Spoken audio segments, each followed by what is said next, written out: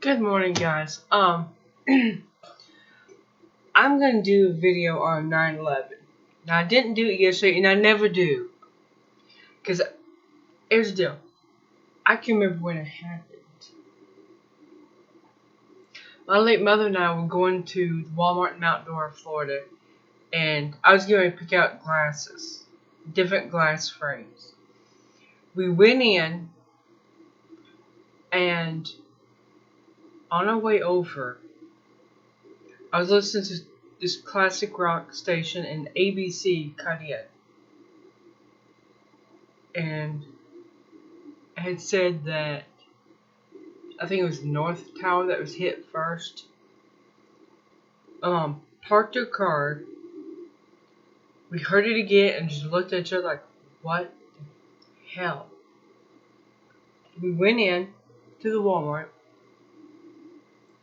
Went back to electronics department. I knew a lady that worked there.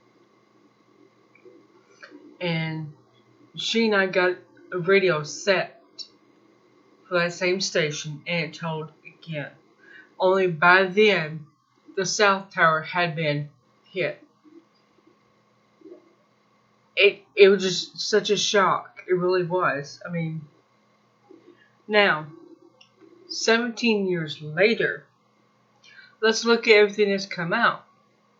1. The man that bought the 2 buildings took out an insurance policy on them in the billions of dollars. Like 2 or 3 months prior to this happening.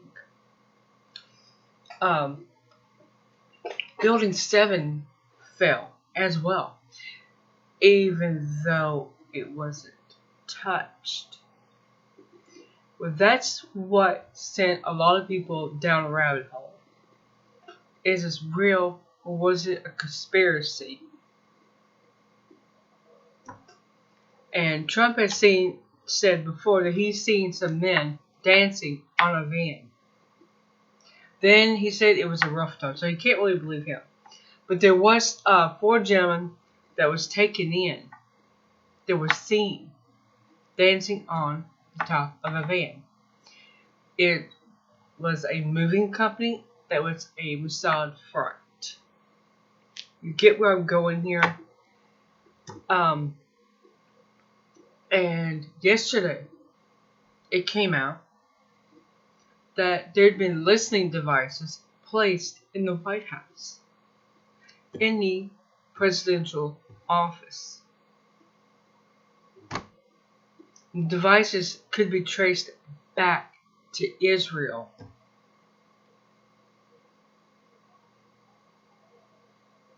Now, I don't know about you, but some of you that are in your 40s remember this happening. I can the school the young guys trained at for aviation for pilots was in DeLand, Florida. Just like outside of DeLand as you're heading toward Daytona. It was right off the road. And supposedly they only wanted to learn how to fly it. They didn't really care about landing it. All this other stuff came out that honestly I don't believe none of it. No. I've just gotten to a point with the whole day I don't believe any of it. And Luke Wadowski shared a video a couple days ago that had been released under the Freedom of Information Act that showed not a plane going into the Pentagon, but a missile. This was done on purpose. It was done to get us into the Middle East. I was disgusted the day it happened by it. There was a football player for the Arizona Cardinals. It's one of their football teams out there.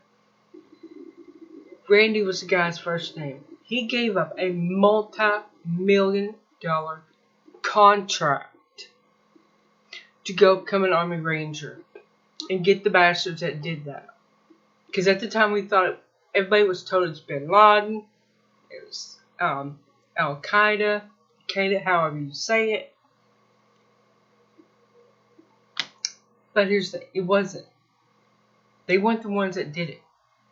It has come up time and time again that one, Bin Laden, was an old fart on dialysis. He had a satellite, internet, and phone, which they're not always the most reliable.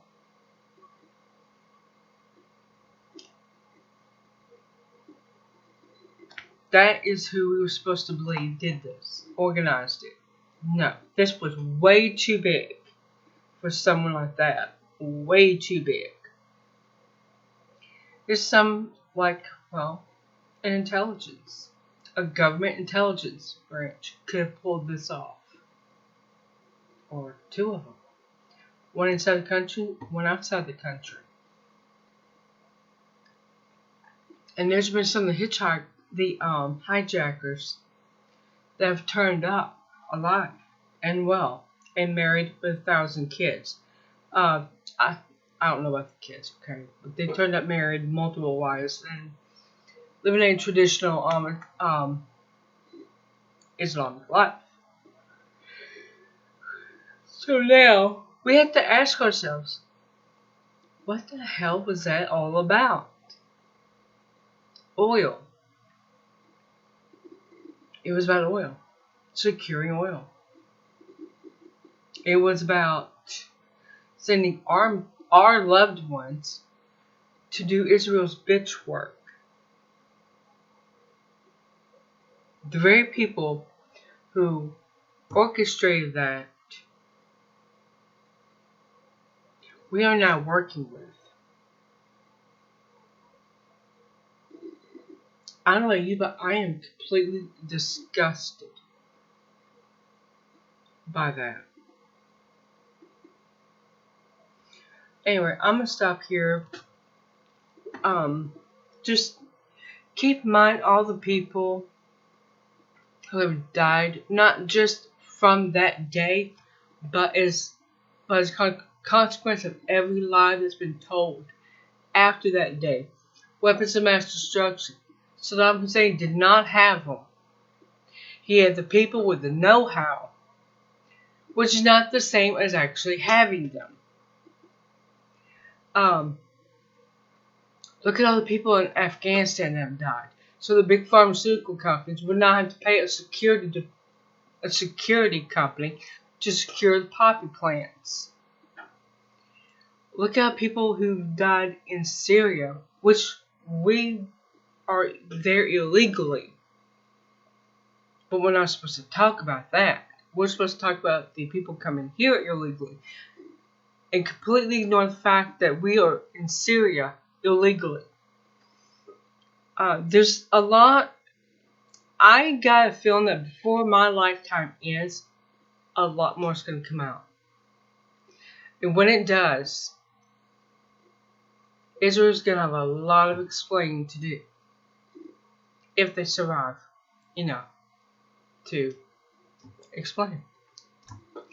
I will see you guys later.